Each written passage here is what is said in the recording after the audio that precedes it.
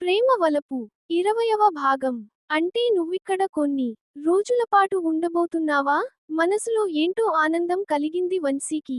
ఆ రమ్మన్నాడు. తను లవ్ చేసిన సుస్మితకి ఏదో సైకాలజికల్ ప్రాబ్లెమ్ వచ్చింది కదా.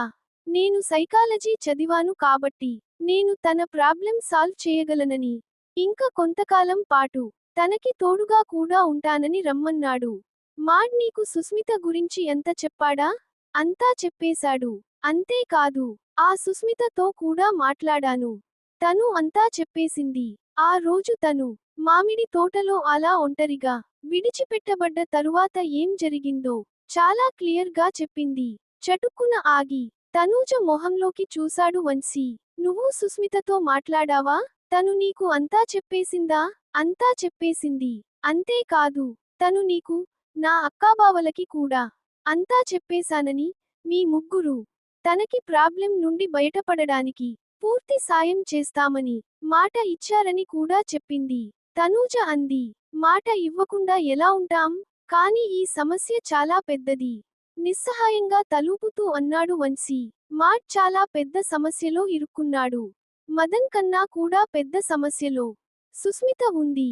తన గురించి తలుచుకుంటూ ఉంటే నాకు చాలా బాధగా ఉంది. బాధతో నిండిపోయింది సుస్మిత మొహం. నువ్వు చెప్పింది నిజమే. ఇప్పుడు మన హెల్ప్ వాళ్ళకి చాలా అవసరం. ఈ సమస్య పూర్తిగా తీరే వరకు నేనిక్కడ నుండి వెళ్ళను. దృఢస్వరంతో అంది తనూజ. మాడ్ నాకు చాలా కావాల్సిన మనిషి. ఇది చాలా ఆనందించాల్సిన విషయానికి మొదటిసారిగా మదన్కి అలాంటి సమస్య వచ్చినందుకు ఆనందం కలిగింది వంశీకి. తనూజ అది సాల్వ్ అయ్యేవరకు వెళ్ళదు. ఎప్పుడైతే తనూజ అలా ప్రత్యేకంగా క్షమాపణ అడిగిందో ఆమె వల్ల ఉన్న అనీజీనెస్ పూర్తిగా తొలగిపోయి హ్యాపీగా ఫీలవ్వడం ప్రారంభించాడు వంశీ. ఇంక తను ఎప్పటికీ ఇక్కడే ఉండిపోతే బావుంటుందనిపిస్తూ ఉంది. మనమందరం ఈ సమస్య సాల్వ్ చెయ్యడానికి పూర్తి సహాయం చేద్దాం. మళ్ళీ నడవడం ప్రారంభిస్తూ అన్నాడు వంశీ. కానీ చిట్టిరాణి చాలా పగబట్టి ఉంది మదన్ మీద. తనంత తేలిగ్గా మదన్ని విడిచిపెట్టదు. మళ్ళీ మదన్ వెనకాతలే నడుస్తూ అంది తనూజ. అదే నాకు భయంగా ఉంది. నడుస్తూనే అన్నాడు వంశీ. కానీ తను నదిలో పడిపోయాక మాడ్ అలా వదిలేసి ఉండకూడదు. తను కనీసం ఇంక ఆ విషయానికి గురించి మాట్లాడకు. ఎవ్వరు విన్నా చాలా ప్రమాదం. చటుక్కున ఆగి పెదాల మధ్య చూపుడు వేలు పెట్టి సుస్మిత మొహంలోకి చూస్తూ అన్నాడు వంశీ. నువ్వు చెప్పింది నిజమే. తలూపింది తనూజ. ఆ తరువాత కొంతసేపు పొలాల్లో తిరిగాక ఇంటికి వచ్చేశారు తనూజ, వంశీ.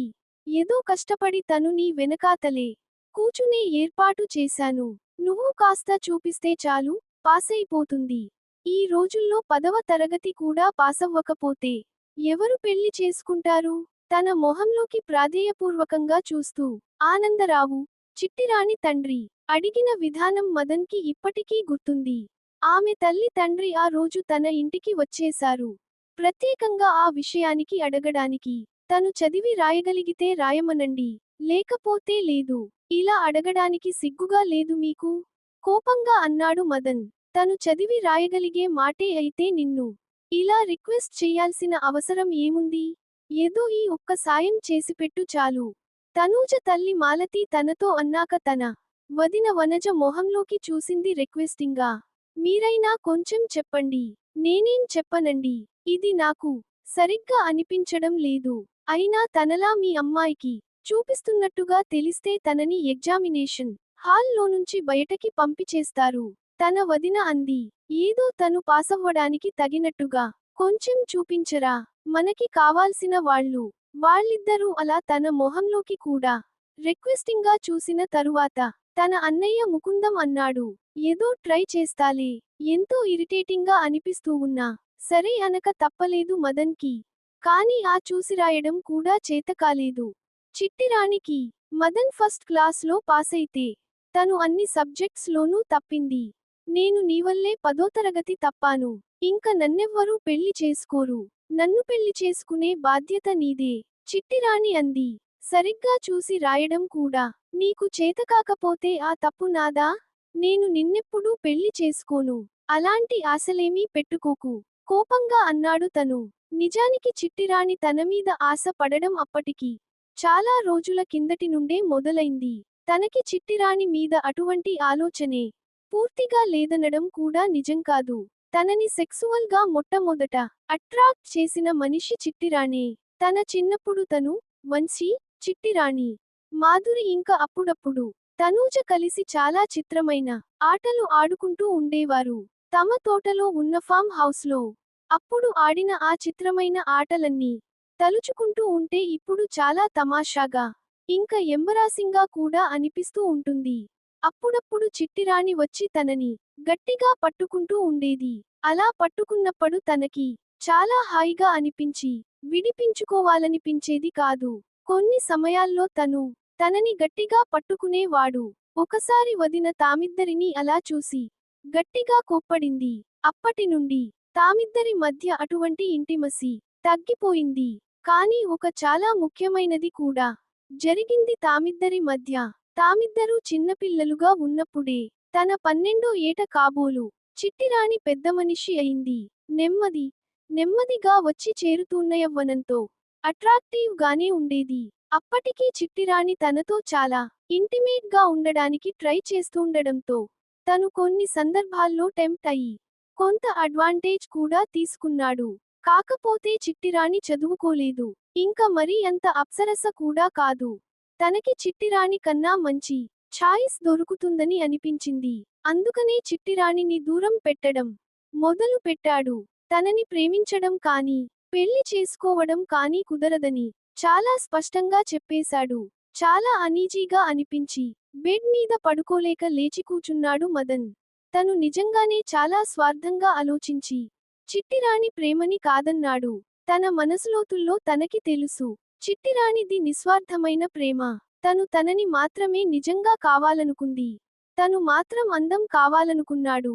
అందుకనే చిట్టిరాణి అంత ప్రాధేయపడ్డా కాదన్నవాడు.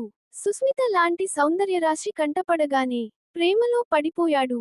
సుస్మిత మీదనైనా తనది నిజంగా ప్రేమేనా, లేకపోతే కేవలం వ్యామోహమేనా ఆలోచిస్తూంటే అనీజీగా ఉంది.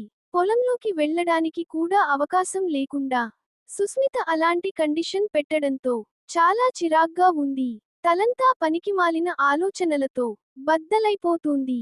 మాడ్, ఏదో తీవ్రంగా ఆలోచిస్తున్నట్టున్నావు. ఆ రూమ్ లోకి వచ్చి మదన్ బెడ్ కి ఎదురుగా ఉన్న కుర్చీలో కూలబడుతూ అడిగింది తనూజ.